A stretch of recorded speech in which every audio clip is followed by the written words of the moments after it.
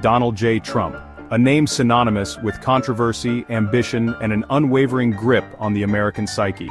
His presidency, a turbulent storm of bold pronouncements, shattered norms, and deep societal divisions, continues to cast a long shadow over the nation. Even in the wake of his tumultuous first term, Trump's influence remained a potent force, setting the stage for a dramatic return to power in 2024.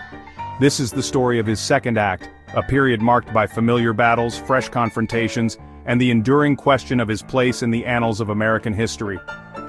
Trump's legacy is complex and contested, a tapestry woven from threads of economic nationalism, cultural clashes, and an aggressive approach to foreign policy. His supporters lauded his business acumen, his willingness to challenge the status quo, and his fiery defense of American interests on the world stage. His detractors, however, painted a far different picture, denouncing his rhetoric as divisive, his policies as harmful, and his leadership style as erratic and dangerous. The 2020 election saw Trump defeated, but not silenced. He retreated to his Mar-a-Lago estate, nursing his grievances and stoking the flames of discontent among his loyal base. The seeds of doubt he sowed about the legitimacy of the electoral process took root, fueling a wave of distrust and anger that would have profound consequences for the future of American democracy.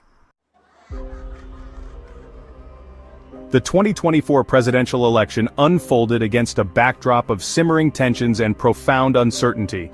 The political landscape was more polarized than ever, with both sides deeply entrenched in their beliefs and unwilling to compromise. The nation, still grappling with the economic and social aftershocks of the COVID-19 pandemic, yearned for stability and leadership. The pandemic had left scars on the American psyche, with many communities still struggling to recover from the economic downturn and the loss of loved ones. Small businesses had shuttered, and the streets bore the eerie silence of a world turned upside down. Trump, sensing an opportunity to capitalize on the prevailing anxieties, announced his candidacy, framing himself as the savior of a nation in peril. His rallies were a spectacle of fervent support, with his base rallying around his promises to restore the economy and bring back a sense of normalcy. He painted a picture of a country under siege, with himself as the only one capable of leading it to safety. His opponent, Vice President Kamala Harris, inheriting the mantle of the Democratic Party, offered a starkly different vision for the country. She emphasized the need for unity and healing, focusing on policies that aimed to bridge the divides that had widened over the past years. Her speeches were filled with calls for progress and a return to reasoned discourse, seeking to heal the wounds of the Trump era and restore America's standing on the world stage. She campaigned on a platform of unity, progress, and a return to reasoned discourse, seeking to heal the wounds of the Trump era and restore America's standing on the world stage. Her vision was one of inclusivity and forward-thinking policies, aiming to address the systemic issues that had plagued the nation for decades. The campaign was brutal, a no-holds-barred slugfest characterized by vicious attack ads, relentless media scrutiny, and a level of personal animosity rarely seen in American politics. Both sides launched scathing attacks on each other's character and policies, with the media amplifying every misstep and controversy. The airwaves were filled with negative ads, each more vitriolic than the last, as both candidates sought to undermine the other's credibility. Trump, a master of the political spectacle, resurrected his signature rallies, drawing massive crowds eager to hear his promises of economic revival and a return to American greatness. His speeches were filled with grandiose promises and fiery rhetoric, energizing his base and drawing in new supporters who were disillusioned with the current state of affairs. On election night, the nation held its breath as the results slowly trickled in. Families gathered around their televisions, anxiously watching the electoral map as it shifted with each new batch of votes. The tension was palpable, with both sides fearing the worst and hoping for the best. The race was close, a nail-biter that went down to the wire. Every vote counted, and the margins in key battleground states were razor-thin. The nation watched in suspense as election workers meticulously counted ballots, knowing that the outcome would shape the future of the country.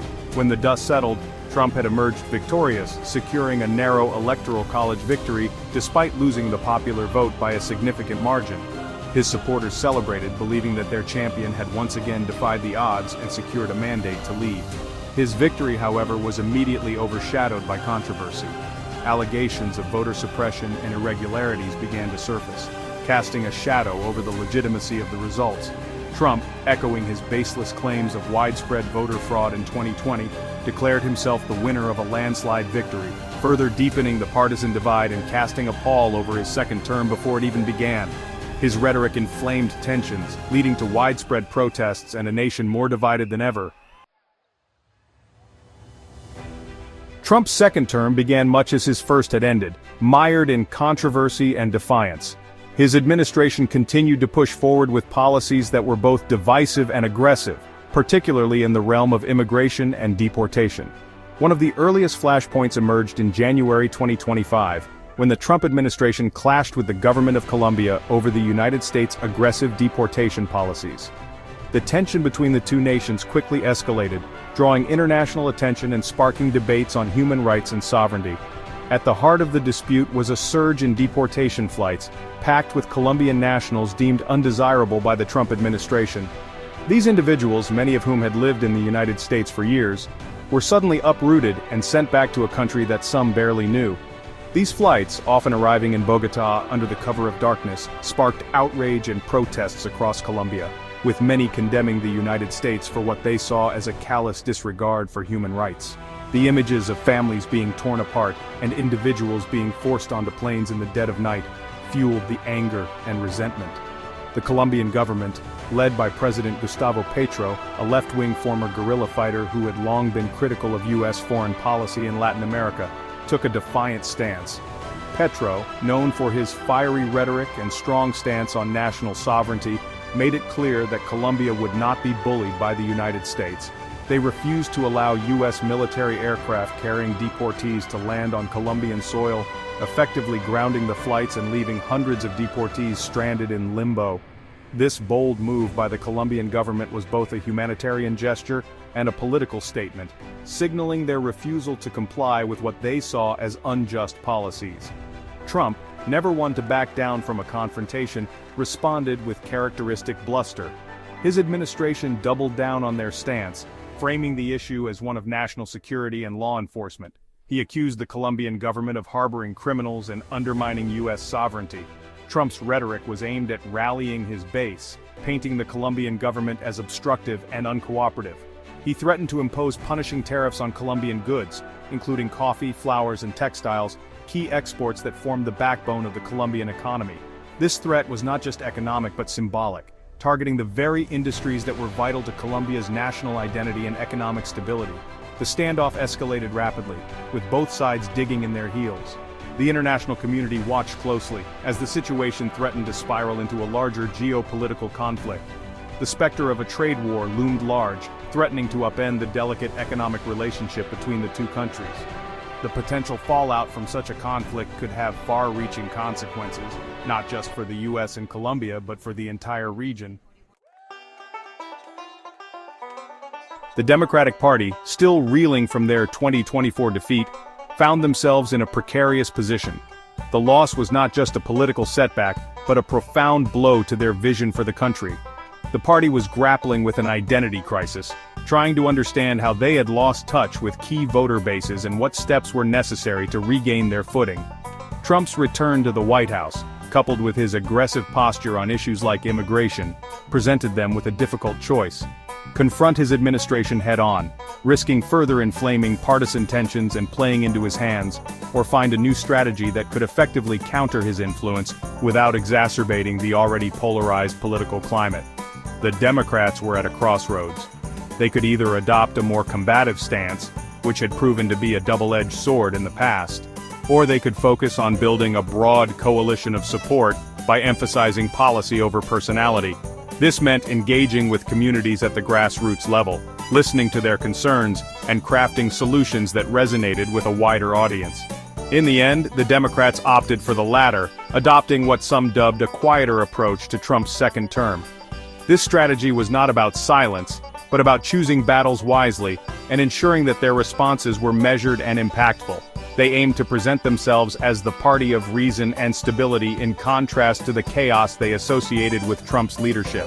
They sought to avoid the kind of direct, often personal confrontations that had characterized their opposition during his first term, recognizing that such tactics often backfired, providing Trump with ammunition and oxygen to further energize his base.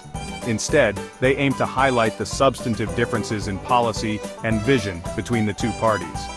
Recognizing that such tactics often backfired, providing Trump with ammunition and oxygen to further energize his base, the Democrats decided to focus on the issues that mattered most to the American people. They believed that by addressing the real-life impacts of Trump's policies, they could sway public opinion and build a stronger case for their own platform. Instead, the Democrats focused their efforts on policy, highlighting the potential consequences of Trump's actions and offering alternative solutions.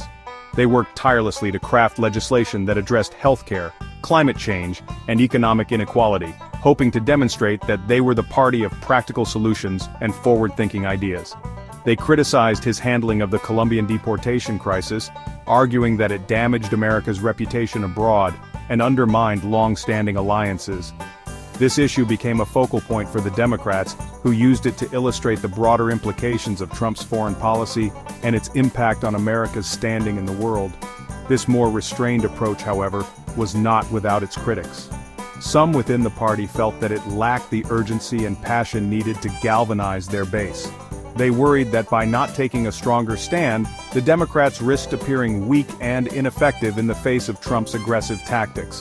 Some within the Democratic Party argued that it amounted to appeasement, allowing Trump to steamroll his agenda with little resistance. They called for a more assertive approach, one that would hold the administration accountable and rally the public against what they saw as dangerous and undemocratic policies. They pointed to his continued attacks on democratic norms, his divisive rhetoric, and his administration's policies, which they argued disproportionately harmed the most vulnerable members of society. These critics believed that a more vocal and confrontational stance was necessary to protect the values and institutions they held dear. The debate over how best to oppose Trump's second term raged on within the Democratic Party, reflecting the deep divisions and uncertainties that continued to plague American politics in the wake of his unlikely return to power. The party was at a critical juncture, trying to balance the need for effective opposition with the desire to present a positive and unifying vision for the future. As the Democrats navigated this challenging landscape, they knew that their response to Trump's presidency would shape not only their own future, but the future of the nation. The stakes were high and the path forward was anything but clear.